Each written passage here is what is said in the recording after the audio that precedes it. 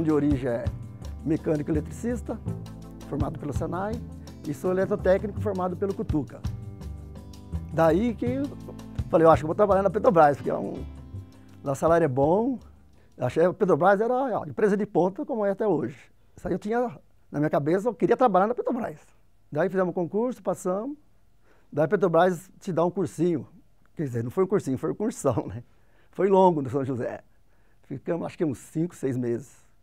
Daí que eu tinha mais ou menos noção do que era o equipamento da Petrobras. O que era uma caldeira de 100 toneladas, um compressor de não sei quantos metros. Então, um turbogerador enorme também. Então não tinha sentido assim, do que era o equipamento. O primeiro dia da refinaria foi, se eu falar para você, foi péssimo. Porque o meu grupo era de 80 operadores. Daí o RH, acho que foi uma semana antes de acabar o cursinho, eles foram lá e falaram, ó, quem está trabalhando, pede para dar baixa na carteira que vocês vão ser admitidos. Puta, fiquei... Falei, amanhã mesmo estou lá, certo? Daí no outro dia eu fui pedir demissão, contei que estava fazendo o curso, ia ser admitido, daí o cara nem enchiou. Negócio de aviso prévio, ficar mais dia, não falaram nada. Daí no dia, primeiro dia, dia 5 de dezembro de 75, todo mundo feliz lá, veio uma contra-ordem que não ia pegar ninguém mais. Puta vida, daí ficava um... Mas como tinha no meio operadores não, pessoal que já trabalhava lá, que fez concurso para operador também, eles já eram mais ativos. Aí falou, ó, vamos fazer o seguinte, vamos fazer um movimento, vamos pegar um ônibus e vamos para o Rio e explicar o que está acontecendo aqui. Daí, acho que foi o RH mesmo que falou, não, então espera um pouco mais, a gente vai ligar para o Rio de Janeiro. Tal. Sei que naquele dia mesmo à tarde veio a solução. Nós fomos admitidos. Não, meu apelido da Pangaré era o seguinte, lá a gente era do grupo 1. E o grupo 1, o time lá de futebol era ruim, mas ruim mesmo, né? Eu que mais corria. Eu jogava um pouquinho melhor e corria. Então a gente começava o jogo, enquanto a gente tinha preparo físico, a gente ia bem. Aí no segundo tempo sempre perdia, não tem jeito. Aí botaram o nome de Pangaré. Mas não foi só eu não era eu que era o Pangaré, era o meu time inteiro. Realmente eu gostava de música, eu gostava de Raul Seixas. Né? As músicas dele já eram meio críticas. Né? Daí antes de Gonzaguinha, depois veio Gonzaguinha. Então para mim eu gostava mais de músicas críticas. Né? Que nem o Gilberto Gil, Caetano Veloso também tinha, mas não era tão assim.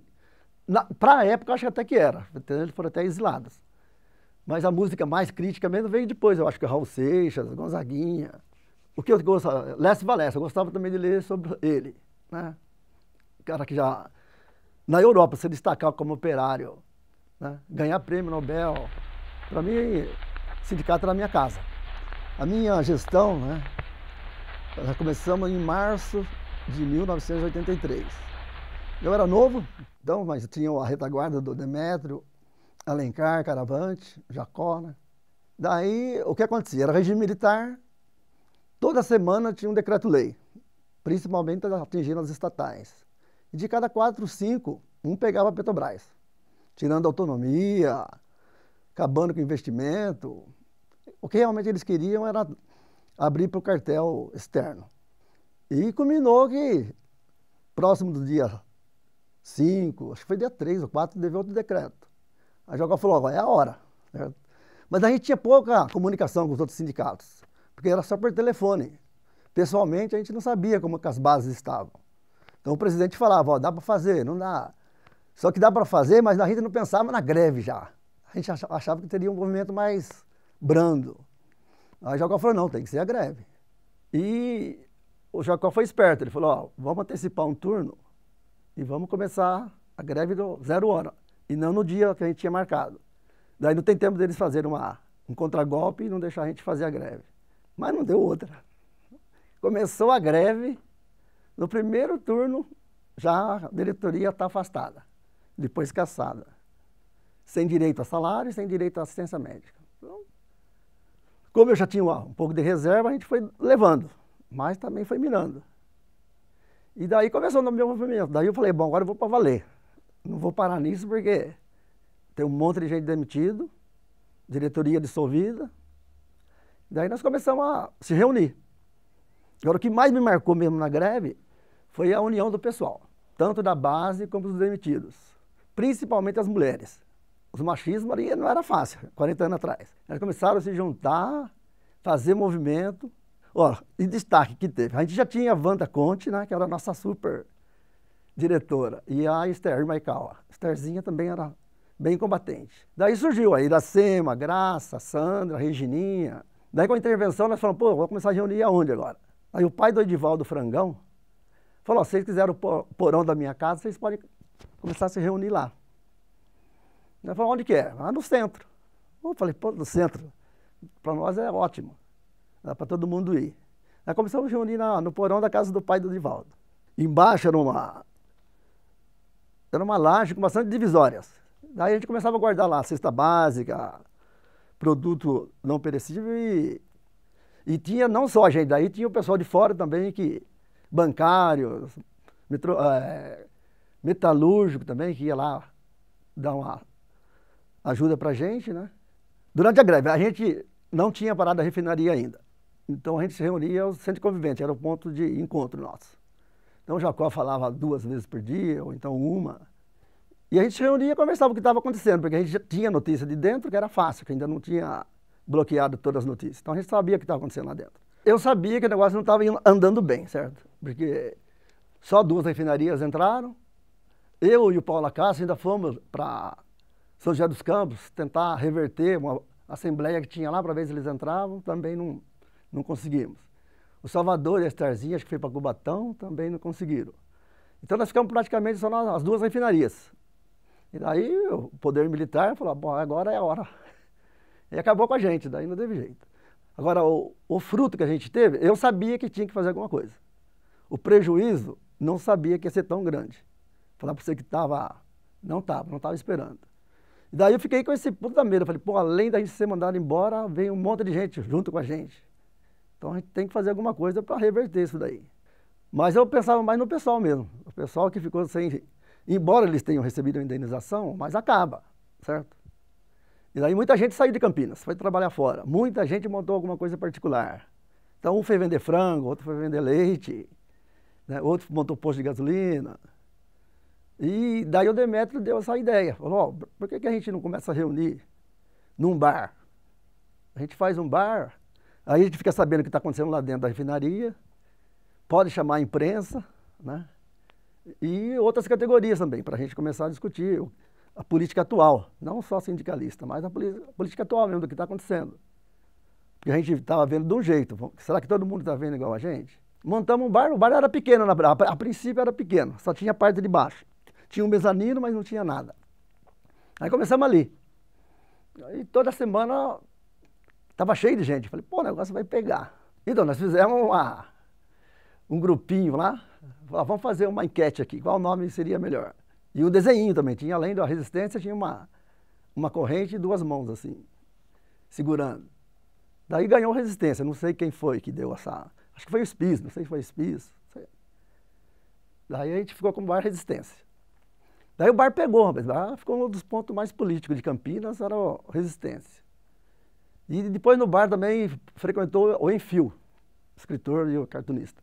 Desenhou pra gente na parede uma graúna, puta, ficou excelente. Quando a gente ficou desempregado, daí tinha a famosa lista negra.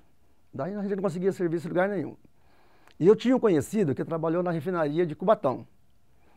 E ele conhecia o supervisor da Citrosuco aqui, em Limeira. Ele falou, vou falar do seu caso, ver se ele consegue te encaixar lá. Daí contou meu caso para ele e tudo. Ele falou, mas ele tem a carteira? Eu falei, mas a carteira dele tem aberta, porque estão caçados. Aí ele falou, manda ele tirar outra então. Tira outra e fala que perdeu lá.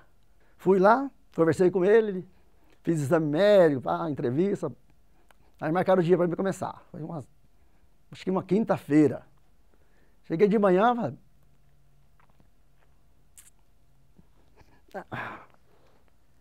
essa aí foi mais duro. Fui lá, cheguei. O supervisor veio, me atendeu, levou até a caldeira, ia trabalhar na caldeira. Para mim, estava acostumado a caldeira de 100 quilos, lá era 36. Falei, para mim é tranquilo. Aí todas as perguntas que ele fazia, eu respondia e tal. Ele falou, não é possível que você não trabalhou em lugar nenhum ainda com caldeira. Aí eu caí na bobagem de falar, não, eu trabalhei já, de alta pressão, mano, e tal. Daí, à tarde, a hora que fui bater o cartão para ir embora, meu cartão não estava mais lá. Só tinha um bilhete lá. Eu saí no turno das 5, compareci até o setor pessoal até as 17h30. Aí fui lá. Cheguei lá e falei, ó, você mentiu pra gente.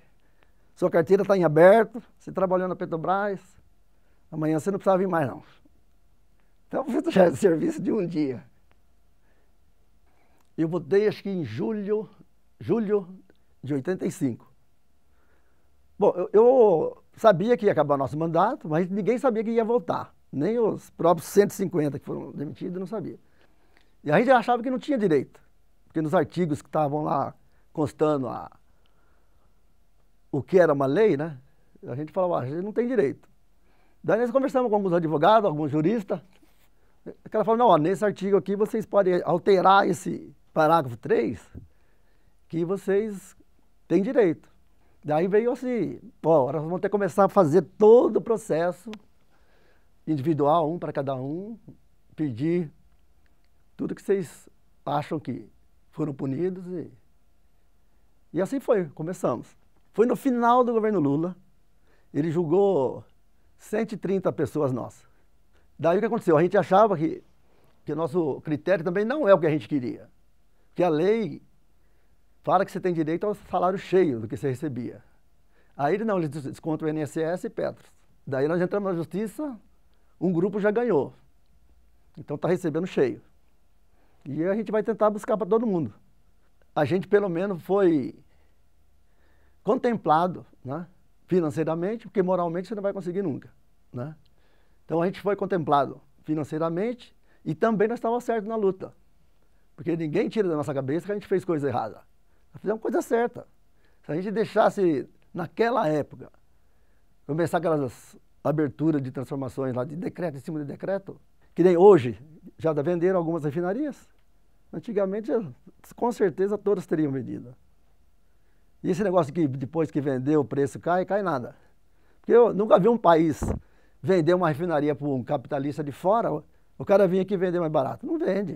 O cara vai querer ganhar dinheiro e levar o dinheiro embora. Praticamente o que eu tenho hoje é a Petrobras que me deu. E quando eu entrei lá não tinha nada. Não tinha casa própria, não tinha carro, tinha uma bicicleta, para quem não tinha, tinha uma bicicleta. Petroleiro, hoje eu fico contente. Vamos supor, eu vou conversar numa roda de amigos. Ó, você trabalhando na Petrobras? Trabalho. Fala que trabalha ainda. Falei, trabalho porque a Petrobras ajuda no esporte, ajuda nisso. Então, para mim, ser petroleiro é ser uma parte da população brasileira. O meu sonho de futuro seria, não para mim, seria para o Brasil, certo? Uma sociedade mais digna. Outro sonho, escola igual para todo mundo. Porque se não tiver cultura, bicho, não vai. Não vejo nenhum país no mundo que evoluiu sem ter cultura. E acho que espero um Brasil assim. Memória é recordação de coisas boas. Mesmo que nós levamos um ferro lá atrás, mas a recordação traz coisas boas. Então, daquele perda que a gente teve, né, recuperamos bastante hoje, mas a memória mantém viva.